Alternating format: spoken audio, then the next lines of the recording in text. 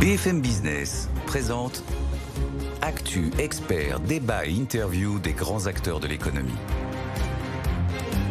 Raphaël Couder, Good Evening Business. Améliorer le rendement des panneaux solaires tout en faisant baisser les coûts, c'est l'équation que tente de résoudre toute l'industrie et c'est un défi dans lequel c'est le défi dans lequel s'est lancé Imeon, petite entreprise bretonne qui vient d'entrer en bourse à Euronext. On en parle ce soir avec son fondateur et président Christophe Goasguen. Bonsoir. Imeon produit donc des onduleurs, ce sont des pièces électroniques qui sont indispensables au fonctionnement d'un panneau solaire, mais les vôtres, ils sont intelligents, ils sont dotés de puces électroniques et ils optimisent le rendement de ces panneaux solaires. Expliquez-nous comment ça marche. Bonsoir, merci. En fait, nos systèmes, donc, ce sont des convertisseurs hybrides, des boîtiers qui sont nécessaires pour adapter l'énergie de production d'un panneau solaire ou d'une batterie qui n'est pas exploitable directement. Jusqu'à présent, sur le marché, la conversion, ces boîtiers-là qui sont nécessaires sur chaque installation permettent plutôt de vendre l'énergie au réseau ou de l'injecter, de la consommer, de l'injecter, mais sans forcément la stocker et l'utiliser localement.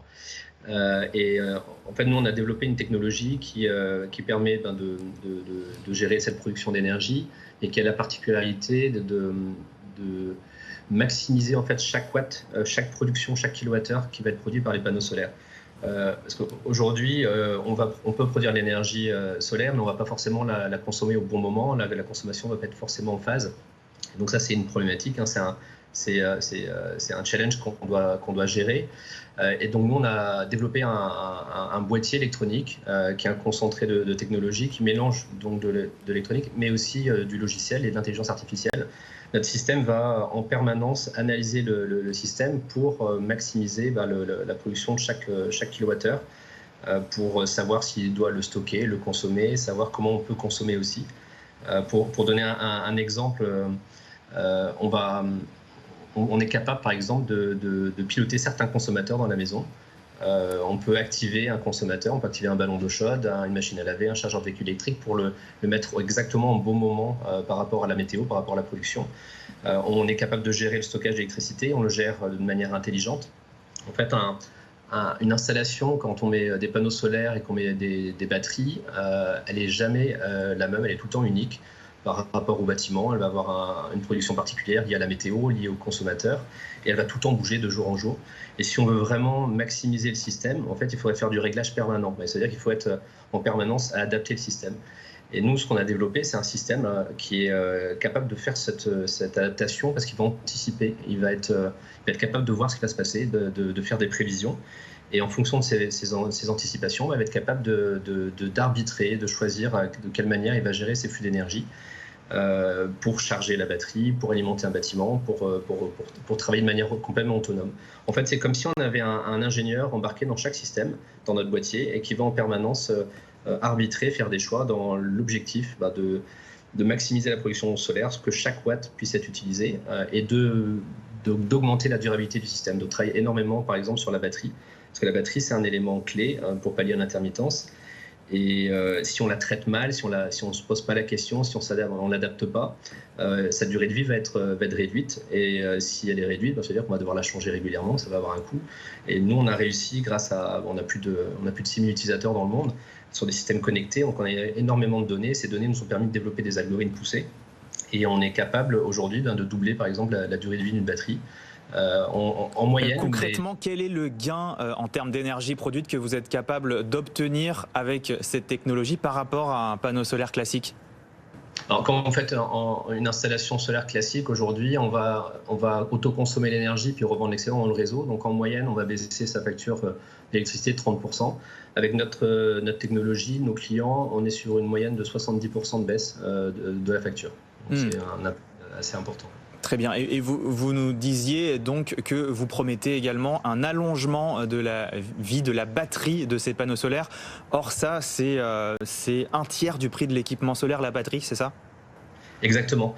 La batterie, c'est un élément qui coûte cher et donc c'est important de le préserver, de le prolonger. Et quand on commence à rentrer un petit peu dans le détail de sa fabrication, dans son comportement, dans l'électrochimie, on s'aperçoit qu'il y a des choses à mettre en place. La batterie n'aime pas la fluctuation, elle préfère des cycles en fait maîtrisés. Alors que la production d'énergie solaire, elle fluctue avec le climat, avec la météo, la consommation aussi. Et donc on a réussi à développer en fait des algorithmes qui arrivent à respecter la batterie pour prolonger sa durée de vie. Le rendement, c'est le nerf de la guerre aujourd'hui dans cette industrie du renouvelable? C'est un élément comme stratégique parce que quand on produit 100 watts d'énergie, on doit la convertir pour la rendre exploitable et on va perdre du rendement, on va perdre de l'énergie, c'est du gaspillage. Donc si je perds 10% de rendement, c'est 10% perdus. Et donc nous, on a réussi à augmenter jusqu'à 30% le rendement par rapport à des technologies concurrentes, ce qui veut dire qu'on va plus produire d'énergie sur l'installation et mieux exploiter le système. Vous faites donc votre entrée sur le marché Euronext Access. La première cotation est prévue demain, si je ne me trompe pas. Pourquoi s'introduire en bourse? Qu'est-ce que ça va vous apporter dans le développement d'Imeon? En fait, c'est par rapport à la demande croissante et sur ce marché qui est un marché qui est énorme et qui croît de manière très rapide à travers le monde. On a un avantage concurrentiel, on a déjà réussi à bien se déployer. Par contre, on a besoin de continuer à maintenir notre avance au niveau développement technique. On a besoin de se déployer sur certains pays, donc on a besoin de lever des fonds. Et le financement par le marché, c'est devenu ça s'est inscrit de manière assez naturelle. On avait déjà fait une campagne de crowdfunding il y a quelques temps. On a travaillé avec des fonds financiers et l'introduction en bourse, c'est une étape cruciale pour nous parce que ça nous permet d'avoir une nouvelle option, une alternative au financement traditionnel. Ça nous permet aussi de rayonner, d'avoir une meilleure notoriété au niveau mondial parce qu'on travaille essentiellement à l'international. Donc c'est un élément clé pour nous. L'autre axe de développement, c'est de développer la vente à des industriels. Aujourd'hui, votre technologie, elle est beaucoup utilisée sur des panneaux solaires résidentiels et vous voulez aller chercher de plus en plus de panneaux solaires pour l'industrie? Exactement. On a démarré sur le marché du résidentiel parce que le système est déjà rentable et produit une énergie moins chère que le réseau électrique. Parce qu'en résidentiel, c'est toujours un peu plus cher l'électricité. En industriel, il a fallu attendre quelques années. Là, aujourd'hui, le marché, notre technologie, en fait, permet d'avoir un kilowattheure rentable sur le marché industriel. Et la valeur ajoutée qu'on a d'avoir un système qui est robuste, qui dure dans le temps et qui apporte un meilleur retour sur investissement, c'est une voie tout à fait logique pour nous. Dernière question, vous avez aussi pour projet de rapatrier la production en France de vos équipements. Pour l'instant, c'est en Chine que sont fabriqués vos onduleurs. Ça en est où, cette histoire?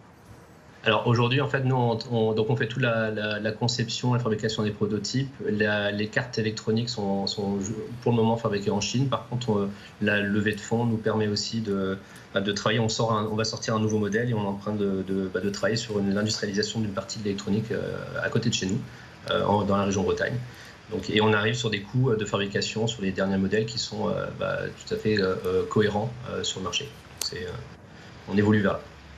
Merci beaucoup Christophe Goasguen d'être venu ce soir dans Good Evening Business, président fondateur d'Imeon, entreprise bretonne qui optimise le rendement des panneaux solaires et qui fait donc son entrée à la Bourse de Paris.